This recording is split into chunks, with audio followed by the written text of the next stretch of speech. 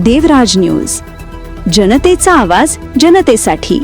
देवराज न्यूजला सबस्क्राइब करा आणि बेल आयकॉनवर क्लिक करा। नाशिक महानगरपालिकेच्या नुकत्याच पार पडलेल्या निवडणुकीतील मतमोजणीत मोठ्या प्रमाणावर गडबड झाल्याचा आरोप करत विविध राजकीय पक्ष व कार्यकर्त्यांनी मंगळवारी नाशिक जिल्हाधिकारी कार्यालयावर मोर्चा काढला। यावेळी निवडणूक आयोगाच्या कार्यपद्धतीविरोधात तीव्र घोषणाबाजी करण्यात आली। मतमोजणी दरम्यान ईव्हीएम मशीनमध्ये तफावत, आकडेवारीत बदल तसेच काही प्रभागांतील निकाल जाणीवपूर्वक उशिरा जाहीर करण्यात आल्याचा आरोप आंदोलकांनी केला। लोकशाहीचा कणा असलेल्या निवडणूक प्रक्रियेशी खेळ खपवून घेतला जाणार नाही असा इशारा यावेळी आंदोलनकर्त्यांनी दिला।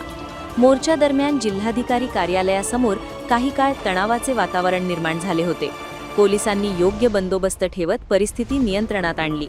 आंदोलकांच्या शिष्टमंडळाने जिल्हाधिकाऱ्यांना निवेदन देत संपूर्ण मतमोजणी प्रक्रियेची स्वतंत्र चौकशी करण्याची मागणी केली आहे। या प्रकरणाची गंभीर दखल घेण्यात यावी व दोषींवर कठोर कारवाई करावी अशी मागणी आंदोलकांनी केली।